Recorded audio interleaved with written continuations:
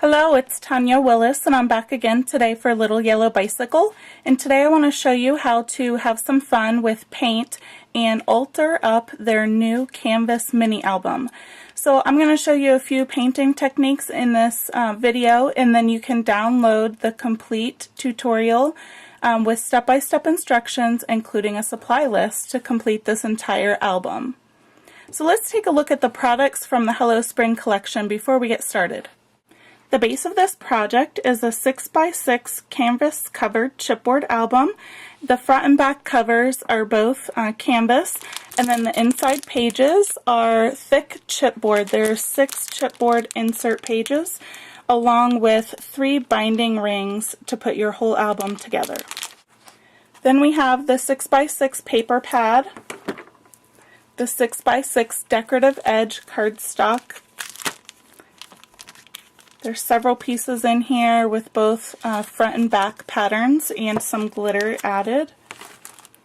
The 10 Things pocket. Each of these little flowers comes up out of the flower pot for you to write some journaling on the stem. Chipboard shapes. The crochet butterflies and flowers. The tear out ticket journaling card book. Felt flowers, dimensional stickers, clear cut shapes. Don't forget when you use these to remove the protective backing first. Cardstock stickers and the fresh verse stickers. The jewel stickers. And fabric favorites. These are chipboard pieces that are covered with a canvas-like texture of fabric, and some of them have some wire accents, a little cotton ball for the tail, and some twine and pom-pom trim. When looking at the pictures of this album, you might think, wow, that is so overwhelming with all of the different layers and embellishments. But I just wanted to tell you, I have a quick little recipe for each of these pages, and it's just easy to remember. If you pick out a clear shape, a chipboard shape, a sticker, a journaling ticket, and some jewel stickers, you will be good to go. So if any of your pictures that you choose aren't the same orientation as the one on my pages, all you have to do is choose something from each of those categories, and it can be more than one thing. Like for example, this page has 2 pieces of chipboard on it and 2 stickers, and then something from the favorite pieces and the jewels here. So that's all it is. It looks like a lot of layers and a lot of embellishments, but it's just that simple recipe. And then I showed you last time how to take the decorative edge cardstock pieces and create journaling. And then at the end of the video, I showed you how to create a pocket from that as well. So I included a pocket in this album, and stuck down inside are some additional photos and some more journaling tickets. So there's a challenge from the last video for you to do that. So if you want to participate and win some free Little Yellow Bicycle products, get your entry in by May 15th. The challenge for this video is to use the clear cut shapes and to layer more than one shape together. And you'll see I've done that here on the cover of the album. I have 2 frames, a border sticker, a border clear shape, and a word shape. So all of those together are layered to make the backdrop for the bright spring chipboard piece. So if you can layer several clear shapes together and put that on a layout, a card, or in an album, that'll be your next challenge. So let's take a look at how I created the paint effect on the covers of the album.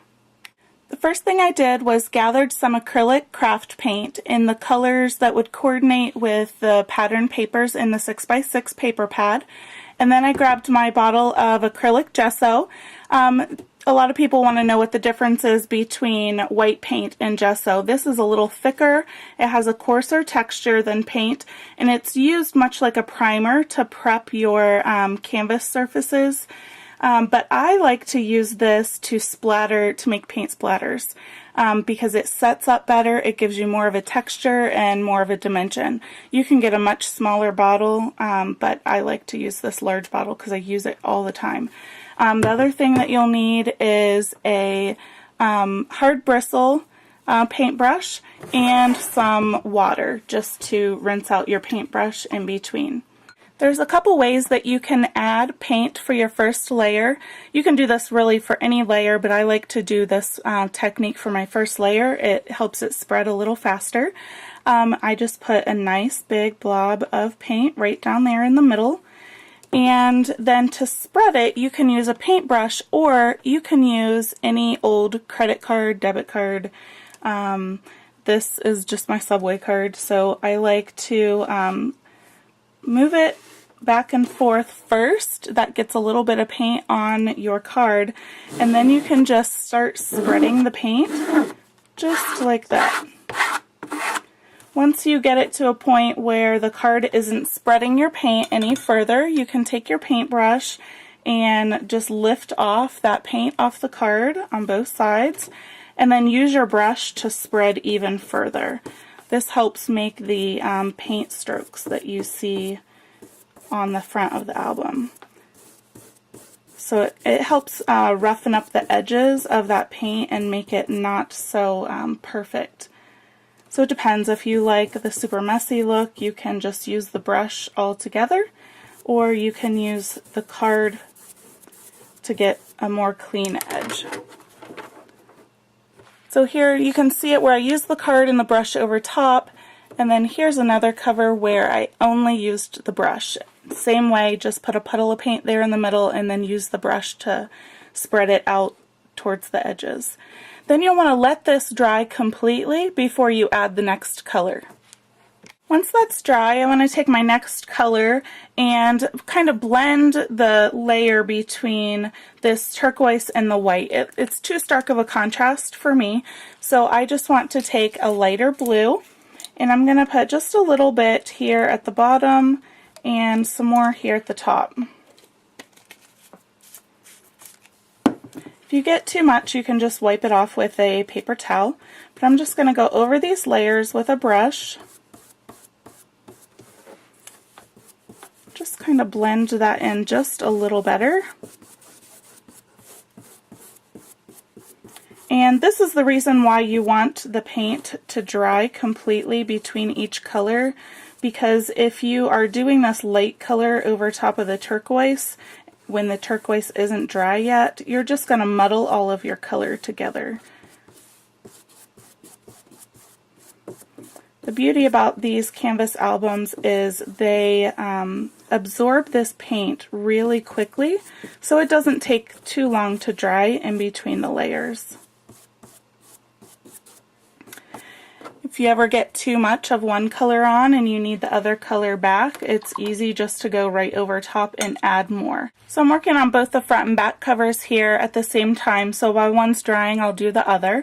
As you get towards these outside corners to fill in the color, instead of puddling the paint on top of the canvas, you want to control a little bit more about how much paint is going onto the canvas. When you puddle it on there, sometimes you could get too much and you're going to cover areas that you don't want covered. So just shake up your paint, turn it over so that it gets into the cap, and then turn it back to open it. But then you'll notice that there's paint puddled here in the cap. You can then just dip your brush into the cap, and it's still going to get quite a bit of paint on it. And then you can use that to cover your corners. If you don't have enough, you can just dip into the rim and do the same thing.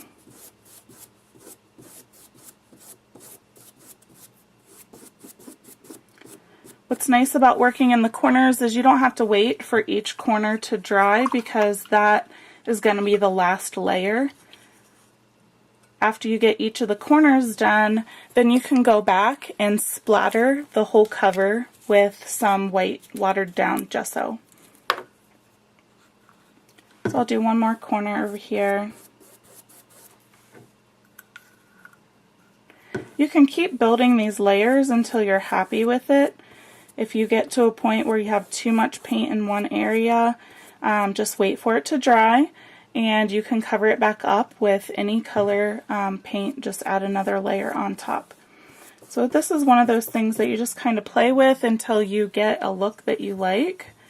And remember that you're going to cover the majority of this cover with embellishments, so it doesn't have to be absolutely perfect.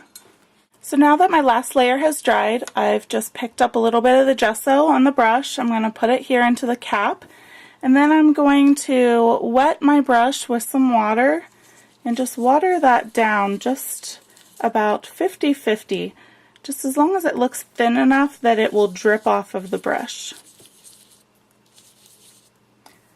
You can always test it, and if it's not splattering like you want it to, you just add more water, or if it's too watery, you can add more of the gesso back in. So you get your brush nice and covered, then you're going to hold it at a parallel angle to the page with a firm grip, and then you're going to take your other hand and just tap it.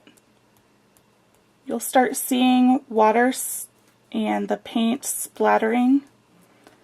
If it's not splattering enough, you want to dip it back into the water. Water it down just a little bit more.